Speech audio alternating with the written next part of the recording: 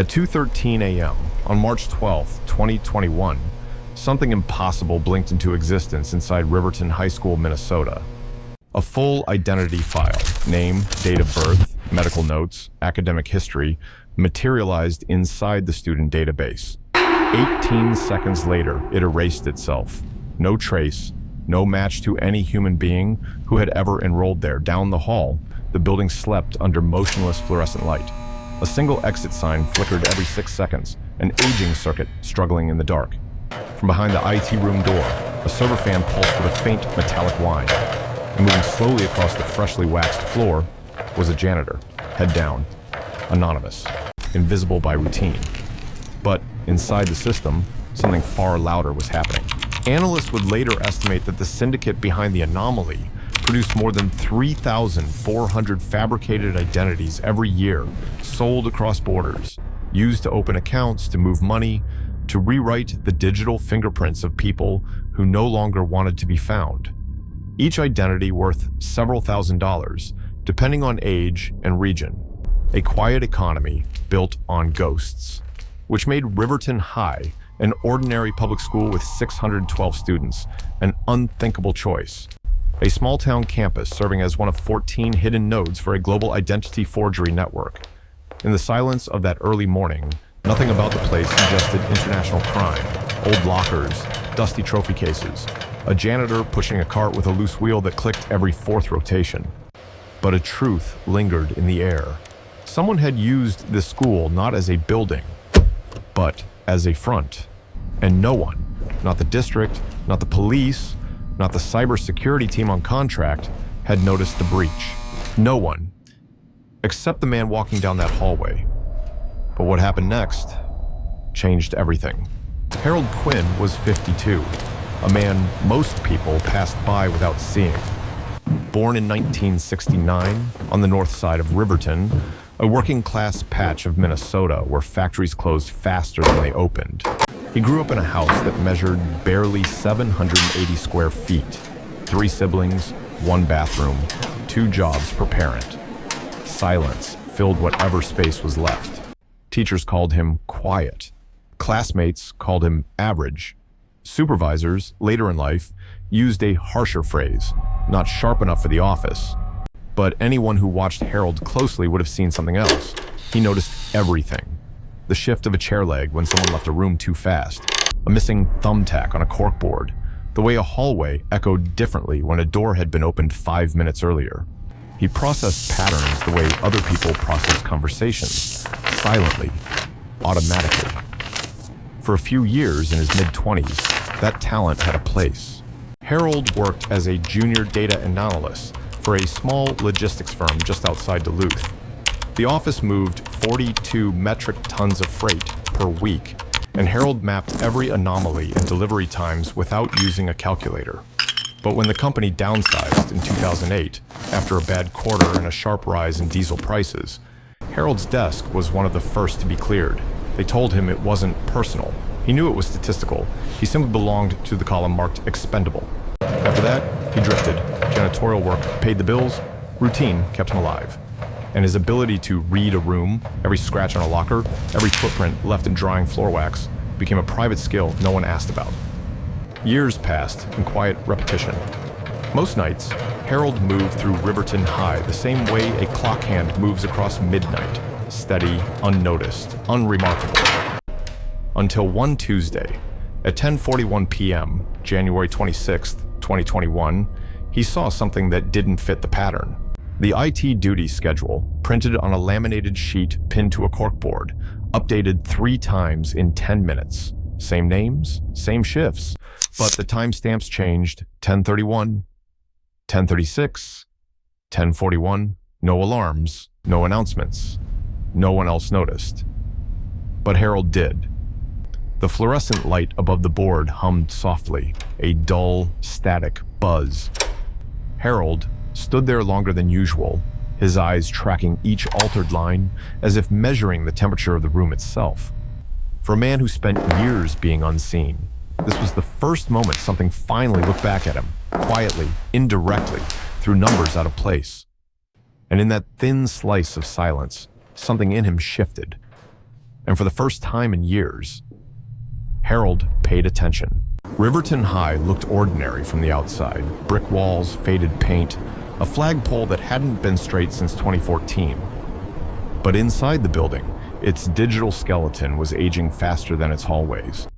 The school's main server sat behind a thin wooden door in the IT room, a unit installed in 2011, running on outdated firmware, patched only when someone remembered to file a ticket. Its cooling fan rattled at 2,900 revolutions per minute, a steady metallic hum that echoed through the floor tiles. Cameras weren't any better. Most were installed in 2012, static lenses with narrow fields of view. Their blind spots stretched across corners, stairwells, and one entire section of the basement. A single looped feed could run unnoticed for hours. Access control was lax. The admin account, labeled RHS Master, had been shared between 5 staff members. None of them had updated the password in 7 months. The string was 8 characters long, 2 capital letters. Predictable. To most people, this was harmless negligence. To the wrong people, it was an open door, and someone had already walked through it. Far beyond Minnesota, a network known informally as the Identity Forgery Syndicate, IFS, operated in silence. They didn't threaten people. They didn't break in through windows. They never touched a weapon.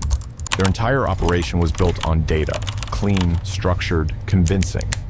They specialized in fresh identities, not counterfeit, not stolen, manufactured. They use places like Riverton High because schools are built on trust. Nobody questions a new student record. Nobody questions a transfer form logged at 2 a.m. school databases connect to district servers, which connect to state education systems, which eventually sync with national ID databases. IFS understood that chain better than anyone. Their process was simple, precise, industrial. Step 1. Create a student profile with plausible grades, attendance logs, and a fabricated childhood address. Step 2. Let the school system sync it upward through district records. Step 3. Use that verified data to build a national ID footprint, just enough to pass low-level checks. Step 4. Sell the identity to financial criminals needing a clean slate. A single identity could circulate across 3 countries in under 6 months. Riverton High was a perfect hub, not by design, by neglect. One security camera in the IT room had been dead for 4 years, its wiring corroded behind the ceiling panel. The emergency exit on the east side of the building jammed every 3rd attempt, meaning it rarely triggered a sensor. And the admin's forgotten password, left unchanged since early summer, gave anyone with proximity the keys to the entire backbone. In a world that runs on authentication, the smallest oversight becomes a doorway. And in this school, there were many, but every fortress has a crack. Harold spent the next 3 months moving through Riverton High with the same quiet routine: mop, bucket, cart. Yet every step carried a new purpose. He wasn't cleaning, he was observing. He tracked time the way investigators track pulse lines: who entered the IT room, who lingered outside it, when the hallway camera softened into a blur for exactly 3 seconds, as if someone had tampered with its signal. Most nights, the building sat empty by 10:15 p.m., but Harold stayed until 12:40 a.m., long after the last custodian left the West Wing. He watched how the fluorescent lights cycled, one bank shutting off at 10:52, another humming back to life at 11:06, always in the same order.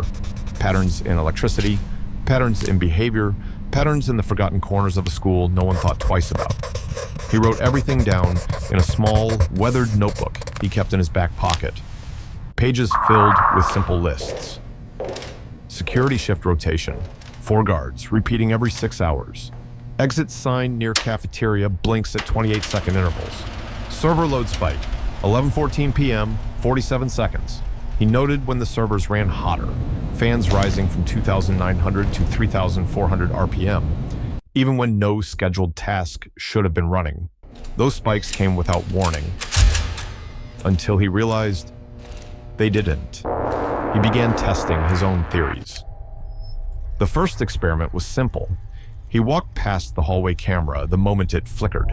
Its feed froze for 1 frame, long enough to confirm it wasn't malfunction. Someone had looped it, the second was quieter. Harold placed a single piece of chalk just inside the IT doorframe, a marker no one would notice unless they moved the door. By the next morning, the chalk was gone. The third test required more patience. He followed faint wheel marks left by a server dolly, thin parallel lines pressed into the wax. They led to a storage closet that hadn't been opened since 2019, according to district inventory logs. And through these small experiments, the pattern became undeniable. Every 11 days, at 10:17 p.m., someone entered the IT room. Server activity spiked for 47 seconds. Then the building went still again. It was a cycle, measured, deliberate.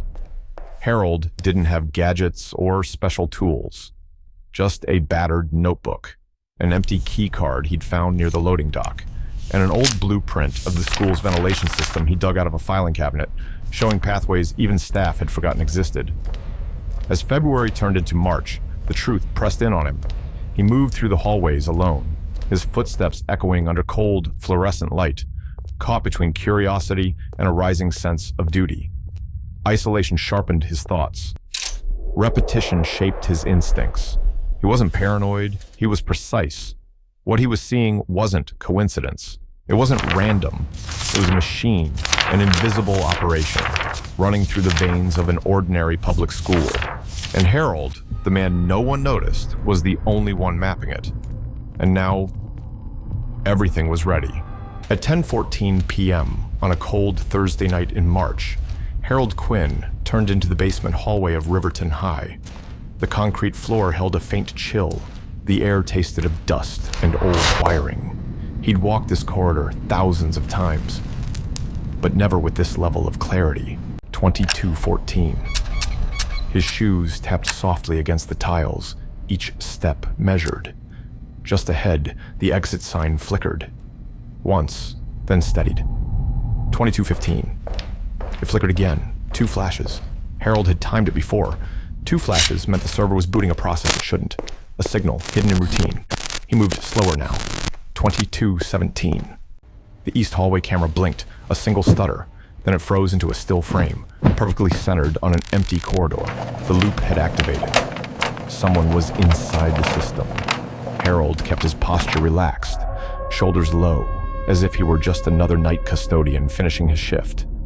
But his eyes were working like instruments, tracking reflection, shadow, timing. 22:18. A faint rhythm filtered through the door of the IT room.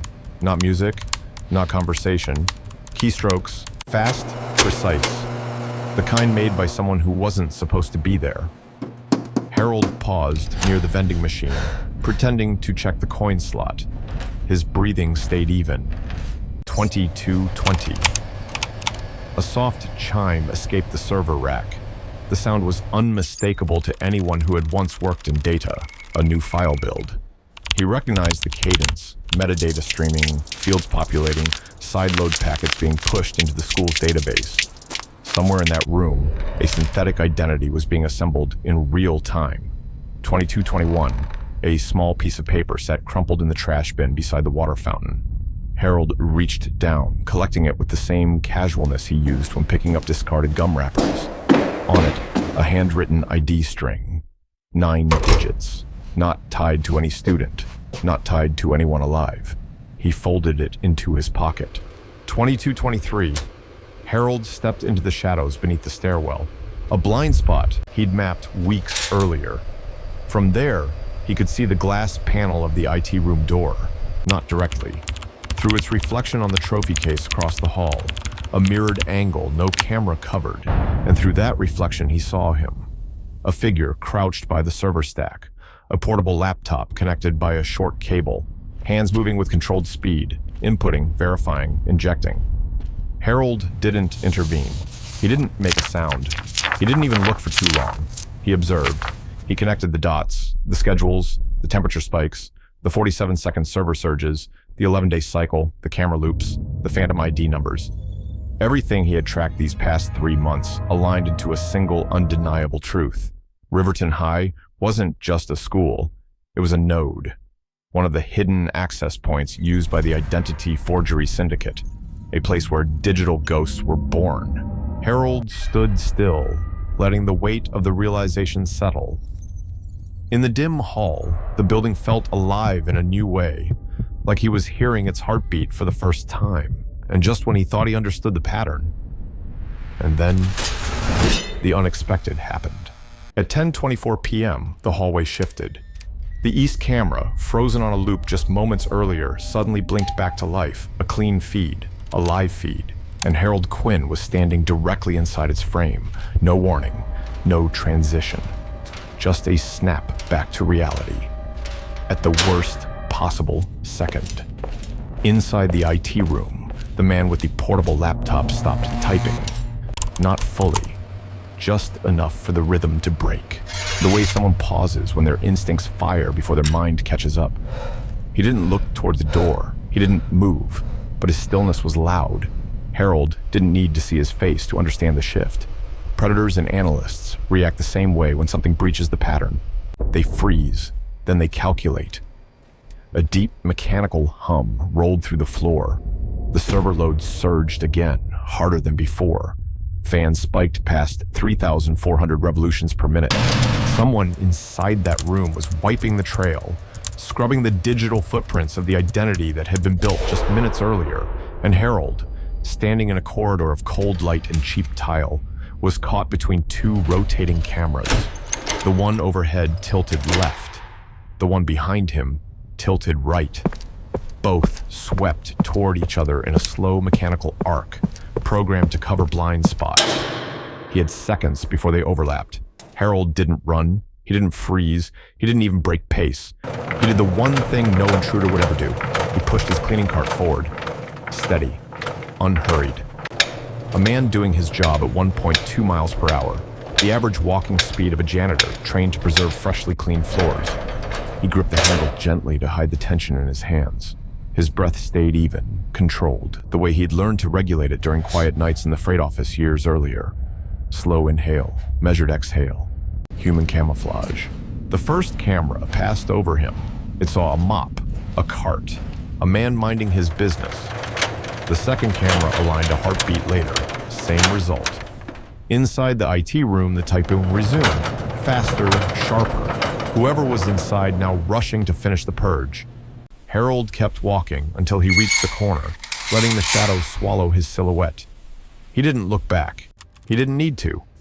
He knew he had come within inches of being noticed, not by a person, but by a system built to hide people who were never supposed to exist.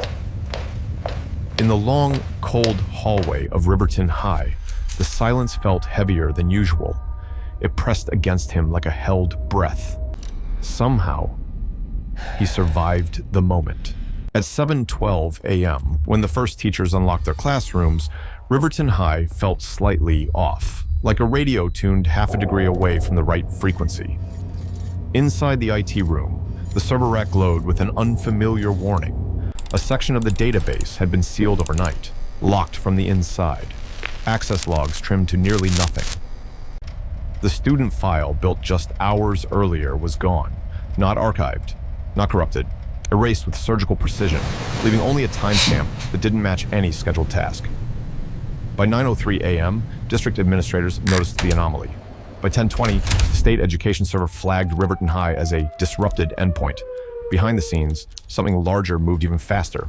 IFS, the identity forgery network Harold had uncovered, shut down its Riverton node completely. No more phantom profiles, no more midnight activity. The entire access chain went dark in less than 6 hours. Good evening. We begin with a report organized on the latest cybercriminal system groups updates, that which indicate specialize minor in data fluctuations laundering. across various To sectors. the outside world, the disruption looked small. Local news ran a 60-second segment calling it unusual system activity in a school database. A minor story, filed between weather updates and a piece about rising cafeteria costs. Police investigators arrived the next day. They were experienced, financial crime specialists from the county office. Yet none of them could answer the one question that mattered. How did a janitor detect what cybersecurity systems missed? They interviewed Harold twice. Both times he stayed quiet, polite, cooperative, unmoved. He didn't mention the server spikes. He didn't mention the camera loops. He didn't mention the man with the portable laptop, or the 11-day cycle, or the 47-second bursts of activity. He simply said he noticed something strange and reported it. The truth stayed with him, locked behind the same quiet demeanor that made him invisible for decades.